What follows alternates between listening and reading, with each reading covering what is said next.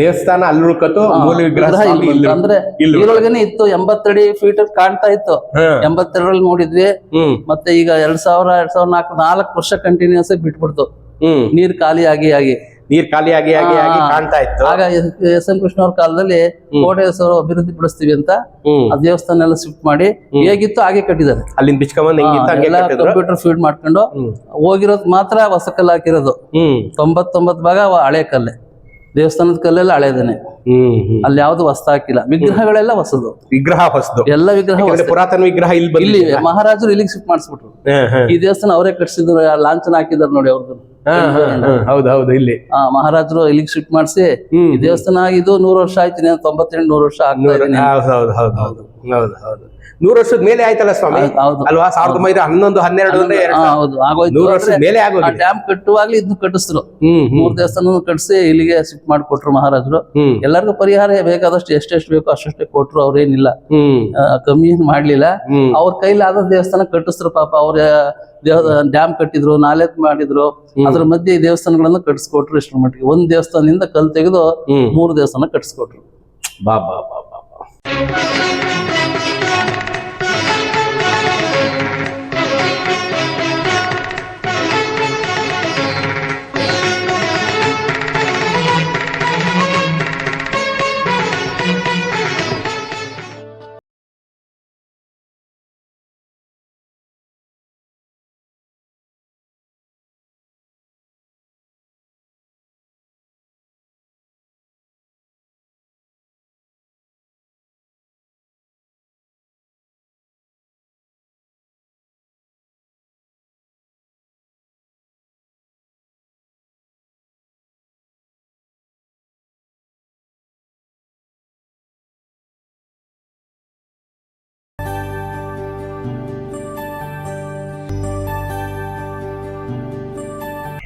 ನಮಸ್ಕಾರ ಸ್ನೇಹಿತರ, ಮೈಸೂರಿನ ಕಥೆಗಳಿಗೆ ಸ್ವಾಗತ ಸುಸ್ವಾಗತ. ಎಲ್ಲ ಲೈಫ್ ಎಂಜಾಯ್ ಮಾಡ್ತಾ ಇದ್ದೀರಾ ಅಂತ ಭಾವಿಸಿದ್ದೀನಿ. 1911ರಿಂದ 1931ರವರೆಗೆ ದೈವಾಂಶ ಸಂಭೂತ ರಾಜರ್ಷಿ ನಾಲ್ವಡಿ ಕೃಷ್ಣರಾಜ ಒಡೆಯರು ತಮ್ಮ ಕಣ್ಣಲ್ಲಿ ರಕ್ತ ಸುರಿಸಿ 20 ಸುದೀರ್ಘ ವರ್ಷಗಳ ಕಾಲ ನೋವನ್ನ ಉಂಡು ಕನ್ನಂಬಾಡಿ ಕಟ್ಟೆ ಕಟ್ಟಿದ್ರು.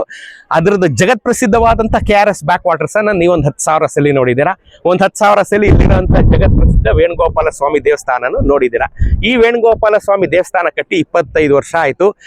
ಪ್ರಾತಸ್ಮರಣೀಯ ಮಾನ್ಯ ಶ್ರೀ ಹರಿಕೋಡೆ ಸಾಹೇಬ್ರು 2000 ಅಜಮಾಸು ಹೆಚ್ಚು ಕಡಿಮೆ ಆಸ್ಪಾಸ್ನಲ್ಲಿ ಈ ದೇವಸ್ಥಾನವನ್ನ ಕಟ್ಟಿದ್ರು. 25 ವರ್ಷಗಳ ಹಿಂದೆ ಈ ದೇವಸ್ಥಾನವನ್ನ ಕಟ್ಟಿ ವೇಣುಗೋಪಾಲನನ್ನ ತಂದು ಇಲ್ಲಿಟ್ರು. ಇಲ್ಲಿ ಒಳಗಡೆ ಇರತಕ್ಕಂಥ ವೇಣುಗೋಪಾಲ ಸ್ವಾಮಿ 25 ವರ್ಷ ಹಳಬ. ಆದರೆ ಶತಮಾನಗಳ ಹಿಂದೆ ಈ ಕನ್ನಂಬಾಡಿ ಗ್ರಾಮದಲ್ಲಿ KRS ಕಟ್ಟುವಂತ ಕಾಲಕ್ಕೆ ಅಲ್ಲೊಂದು ಗ್ರಾಮ ಆಯ್ತು. ಹೆಸರು ಕನ್ನಂಬಾಡಿ ಅಂತ. ಆ ಕನ್ನಂಬಾಡಿನ ಹೊಸದಾಗಿ ಶಿಫ್ಟ್ ಮಾಡಿದ್ರು. ಅದನ್ನ ಹೊಸ ಕನ್ನಂಬಾಡಿ ಅಂತ ನಾವು ಕರಿತೀವಿ. ನೋಡಿ ಇಲ್ಲಿ ಹೊಸ ಕನ್ನಂಬಾಡಿಗೆ ಎಲ್ಲ ಗ್ರಾಮನು ಪೂರ್ತಿ ಶಿಫ್ಟ್ ಆದಾಗ ಅಲ್ಲಿದ್ದಂಥ 100 ದೇವರುಗಳು ಏನಾಯ್ತು? ಅಲ್ಲಿ 100 ದೇವಸ್ಥಾನಗಳಿತ್ತು, 100 ದೇವರುಗಳಿತ್ತು. ಬರೀ ವೇಣುಗೋಪಾಲ ಮಾತ್ರ ಅಲ್ಲ, ಶ್ರೀನಿವಾಸ ದೇವರು, ರಂಗನಾಥ ಸ್ವಾಮಿ, ವೇಣುಗೋಪಾಲ, ಈಶ್ವರ, ಮಹಾಲಕ್ಷ್ಮಿ, ಮಹಾಕಾಳಿ, ಮಹಾಸರಸ್ವತಿ ಎಲ್ಲ ದೇವಾನುದೇವತೆಗಳು ಈ ಕನ್ನಂಬಾಡಿ ಒಳಗಡೆ ಇತ್ತು. ಆ ದೇವರುಗಳಲ್ಲಿ ಆ ದೇವರುಗಳನ್ನು 1911ರಲ್ಲಿ ಕನ್ನಂಬಾಡಿ ಕಟ್ಟೋದಕ್ಕೆ ಮುಂಚೆನೆ ದೈವಾಂಶ ಸಂಭೂತ ರಾಜರ್ಷಿ ನಾಲ್ವಡಿ ಕೃಷ್ಣರಾಜ ಒಡೆಯರ ಆ ದೇವರುಗಳನ್ನೆಲ್ಲ ಎತ್ತಿ ಅತ್ಯಂತ ಸುಂದರವಾದ ಒಂದು ದೇವಸ್ಥಾನದ ಸಮುಚ್ಚಯವನ್ನ ಮಾಡಿದ್ದಾರೆ. ಒಂದು ಟೆಂಪಲ್ ಕಾಂಪ್ಲೆಕ್ಸ್ ಅನ್ನ ಮಾಡಿದ್ದಾರೆ.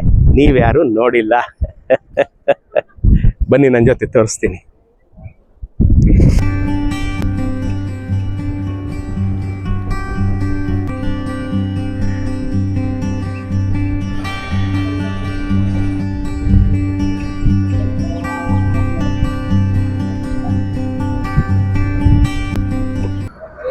ಸ್ನೇಹಿತರೆ, ಇದೇ ಹೊಸ ಕನ್ನಂಬಾಡಿ ಗ್ರಾಮ. ಹಳೆ ಕನ್ನಂಬಾಡಿನ 1911ರಲ್ಲಿ ಮಹಾರಾಜರು ಕಟ್ಟಬೇಕು, ಕನ್ನಂಬಾಡಿ ಕಟ್ಟೆನ ಅಂತ ಬಂದಾಗ ಕನ್ನಂಬಾಡಿ ಗ್ರಾಮವನ್ನ ಶಿಫ್ಟ್ ಮಾಡೋದ್ರಲ್ಲ, ಇದೇ ಹೊಸ ಕನ್ನಂಬಾಡಿ. ಇಲ್ಲಿಗೆ ಶಿಫ್ಟ್ ಆಗಿದ್ದು. ಆದ್ರೆ ದೇವ್ರುಗಳೆಲ್ಲೋಯ್ತು? ಅದೇ ನಾನು ನಿಮ್ಗೆ ತೋರಿಸ್ಬೇಕಾಗಿರೋದು. ಬನ್ನಿ ಈಗ.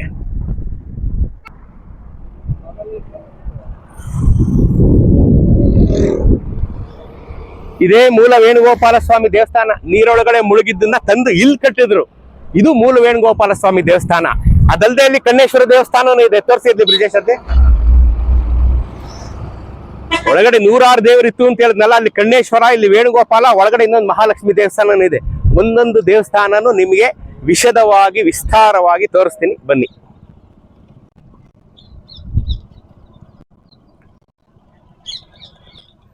ನೀವು ಇದನ್ನೆಲ್ಲ ನೋಡಿದೀರಾ ಇವಾಗ ಏನು ಕೋಡೇಶ್ವರು ಬ್ಯಾಕ್ ವಾಟರ್ಸ್ ಅಲ್ಲಿ ಕಟ್ಟಿರುವಂತಹ ಅದ್ಭುತವಾದಂತಹ ವೇಣುಗೋಪಾಲ ಸ್ವಾಮಿ ದೇವಸ್ಥಾನವನ್ನ ನೀವು ನೋಡಿದೀರಾ. ಆದ್ರೆ ಅಲ್ಲಿರೋ ದೇವರುಗಳ ಹೊಸ್ತು, ಮೂಲ ದೇವರುಗಳೆಲ್ಲ ಎಲ್ಲೋಯ್ತು? ಮೂಲ ದೇವರುಗಳು ಎಲ್ಲಿಪ್ಪ ಅಂದ್ರೆ ಇಲ್ಲಿ 1911ರಲ್ಲಿ ನಾಲ್ವಡಿ ಕೃಷ್ಣರಾಜ ಒಡೆಯರು ಮೂಲ ದೇವರನ್ನ ತಂದು ಇಲ್ಲಿ ಪ್ರತಿಷ್ಠಾಪನೆ ಮಾಡಿದ್ರು. ಎಂಥ ಅದ್ಭುತ ಅಲ್ವೇನ್ರಿ? ಸೊ ಮೂಲ ದೇವರನ್ನ ಇಲ್ಲಿ ಪ್ರತಿಷ್ಠಾಪನೆ ಮಾಡಿದ್ರು, ದೇವಸ್ಥಾನ ಅಲ್ಲೇ ಬಿಟ್ಬಿಟ್ರು. ಬಹಳ ವರ್ಷ ಆದ್ಮೇಲೆ ಕೋಡೇಶ್ವರು ಅದನ್ನ ನೋಡಿ ಅದನ್ನ ತಂದು ಈಗ ಬ್ಯಾಕ್ ವಾಟರ್ ದೇವಸ್ಥಾನ ಕಟ್ಟಿದ್ದಾರೆ. ಮೂಲ ದೇವರು ನೀವು ನೋಡೇ ಇಲ್ಲ ಇಲ್ಲಿವರೆಗೆ, ನೀವು ನೋಡೇ ಇಲ್ಲ. ನೀವು ನೋಡೇ ಇಲ್ಲ.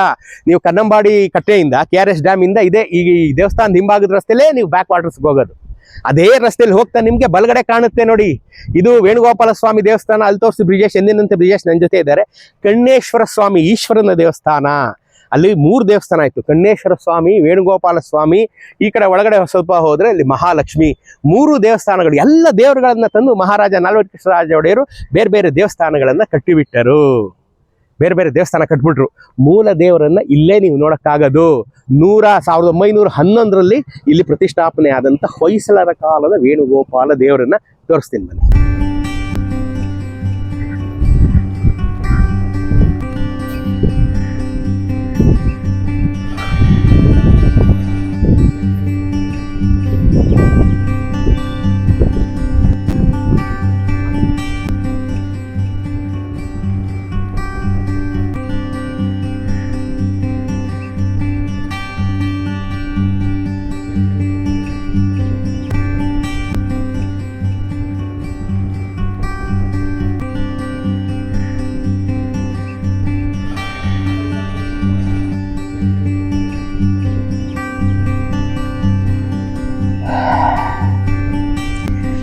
ಪುರೋಹಿತರೆ ನಮಸ್ಕಾರ. ಏನ್ ತಮ್ಮ ಹೆಸರು? ಶಿವಕುಮಾರ್.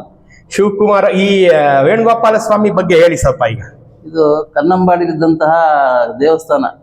ಡ್ಯಾಮ್ ಕಟ್ಟೋಕ್ಕಿಂತ ಮೊದಲು ಕಣ್ವಪುರ ಕ್ಷೇತ್ರ. ಇದು ಕಣ್ವಪುರ ಕ್ಷೇತ್ರದಲ್ಲಿ ಕಣ್ವ ಋಷಿಗಳಿದ್ದಂತಹ ಸ್ಥಳ. ಆದ್ರಿಂದ ಇದು ಕಣ್ವಪುರ ಅಂತ ಹೇಳಿ ಹೇಳ್ತಾರೆ. ಮತ್ತೆ ಇಲ್ಲಿ ಇರ್ತಕ್ಕಂತ ಈಶ್ವರನಿಗೆ ಕಣ್ವೇಶ್ವರ ಅಂತ ಹೆಸರು. ಅದು ಉದ್ಭವಲಿಂಗ.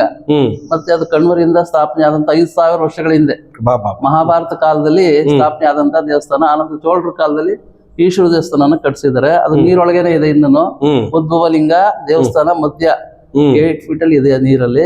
ಅದನ್ನ ತೆಗೆದಿಲ್ಲ, ವಿಗ್ರಹನೂ ತೆಗೆದಿಲ್ಲ, ದೇವಸ್ಥಾನನೂ ತೆಗೆದಿಲ್ಲ. ಮಹಾರಾಜರು 1911ರಲ್ಲಿ ಡ್ಯಾಮ್ ಕಟ್ಟಬೇಕಾದಾಗ ಈ ಕನ್ನಂಬಾಡಿ ಗ್ರಾಮಕ್ಕೆ ಬಂದು ಶಿಫ್ಟ್ ಮಾಡ್ಬೇಕು ಅಂದಾಗ ಅಲ್ಲಿದ್ದಂತಹ ವಿಗ್ರಹಗಳನ್ನೆಲ್ಲ ಇಲ್ಲಿಗೆ ಶಿಫ್ಟ್ ಮಾಡಿಸಿ ಈ ದೇವಸ್ಥಾನನ ಪುನರ್ ಕಟ್ಸಿ ಅವರೇ ಕಟ್ಸಿದ್ದು. ಈ ದೇವಸ್ಥಾನನ ಕೋಡೇಶ್ ಕಟ್ಟಿರೋದು ಇದ್ರದೇ ದೇವಸ್ಥಾನ. ಅಲ್ಲಿ ಹೊಳೆ ಪಕ್ಕದಲ್ಲಿ ಇದೆಯಲ್ಲ ಬ್ಯಾಕ್ ವಾಟರ್ ಅಲ್ಲಿ ಇದ್ರದೇ ದೇವಸ್ಥಾನ. ಅದು ಮೂಲ ದೇವಸ್ಥಾನ. ಮೂಲ ವಿಗ್ರಹಗಳೆಲ್ಲ ಇಲ್ಲೇ ಇವೆ. ಅಲ್ಲಿರೋದೆಲ್ಲ ಹೊಸ ವಿಗ್ರಹಗಳು.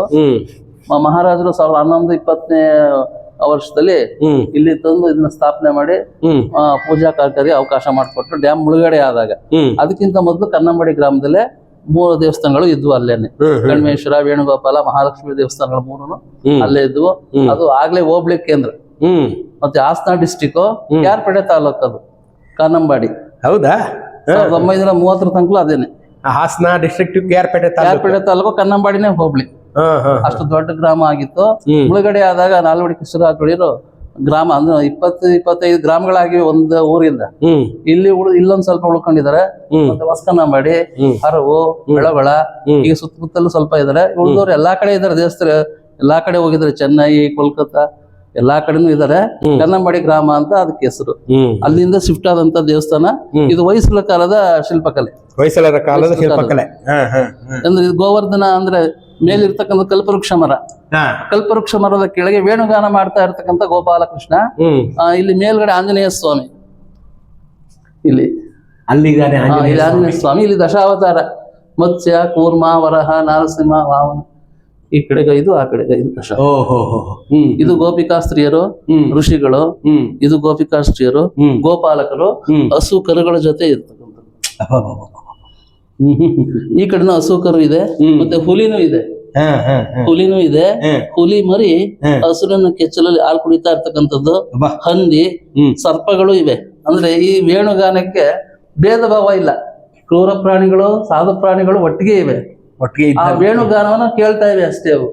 ಯಾವುದೇ ಕ್ರೂರವಾಗ್ಲಿ ವೈರತ್ವ ಇಲ್ಲ. ಅಂದ್ರೆ ಇದು ತ್ರಿಭಂಗಿ ಕೃಷ್ಣ, 3 ಭಂಗಿ ನಿಂತಿರ್ತಕ್ಕಂಥದ್ದು. ಇದೊಂದು ಭಂಗಿ, ಇದೊಂದು ಭಂಗಿ, ಇದೊಂದು ಭಂಗಿ. ಅದೊಂದು ಭಂಗಿ, ಇದೊಂದು ಭಂಗಿ. ತ್ರಿಭಂಗಿ ಅಂತ ಕರಿತೀವಿ. ಇದು ಏಕಶಿಲಾ ವಿಗ್ರಹ, ಒಂದೇ ಶಿಲೆ. ಇದು ಮಾತ್ರ ಪೀಠ ಬೇರೆ ಅಷ್ಟೇ. ಇಲ್ಲಿಂದ ಇಷ್ಟು ಒಂದೇ ಶಿಲೆ. ಇದು ಹಿಂಗೆ ಅಲ್ಲಿತ್ತು ಕಟ್ಟೆ ಒಳಗಡೆ ಕನ್ನಂಬಾಡಿ ಆ ದೇವಸ್ಥಾನದಲ್ಲೇ ಇತ್ತು. ಈಗ ಗೋಡೆ ನೋಡಿದ್ರಲ್ಲ, ಆ ದೇವಸ್ಥಾನದಲ್ಲೇ ಮೂಲ ವಿಗ್ರಹ ಇದೇ ಇದ್ದಿದ್ದು. ಇಲ್ಲಿರೋದೆಲ್ಲ ಪೂರ್ತಿ ಒಂದೇ ದೇವಸ್ಥಾನದಲ್ಲಿ. ಮೂಲ ಶ್ರೀನಿವಾಸ ಇತ್ತು. ಕಾಲಾನಂತರದಲ್ಲಿ ವೇಣುಗೋಪಾಲ, ಅನಂತ ಪದ್ಮನಾಭ ಸ್ವಾಮಿ ಹೊಯ್ಸಳರ ಕಾಲದಲ್ಲಿ ಆಗಿರ್ತಕ್ಕಂಥದ್ದು. ಹೊಯ್ಸಳರ ಕಾಲದಲ್ಲಿ ಆಗಿರ್ತಕ್ಕಂಥದ್ದು. Okay okay okay okay. ಅಲ್ಲಿಗ ದೇವಸ್ಥಾನ ಅಲ್ಲಿ ಉಳ್ಕತ್ತು, ಮೂಲ ವಿಗ್ರಹ ಅಂದ್ರೆ ಇದ್ರೊಳಗೇನೆ ಇತ್ತು. 80 ಫೀಟ್ ಕಾಣ್ತಾ ಇತ್ತು. 82ರಲ್ಲಿ ನೋಡಿದ್ವಿ. ಮತ್ತೆ ಈಗ 2000-2004 ವರ್ಷ ಕಂಟಿನ್ಯೂಸ್ ಆಗಿ ಬಿಟ್ಬಿಡ್ತು.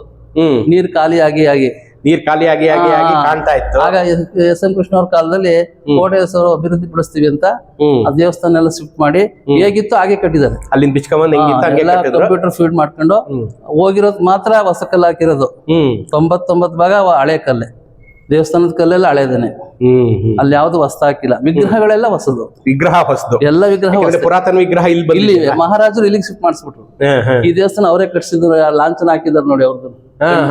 ಹೌದೌದು. ಇಲ್ಲಿ ಮಹಾರಾಜರು ಇಲ್ಲಿಗೆ ಶಿಫ್ಟ್ ಮಾಡಿಸಿ ಈ ದೇವಸ್ಥಾನ ಆಗಿದ್ದು 100 ವರ್ಷ ಆಯ್ತು. 98-100 ವರ್ಷ ಆಗ್ತಾ ಇದೆ.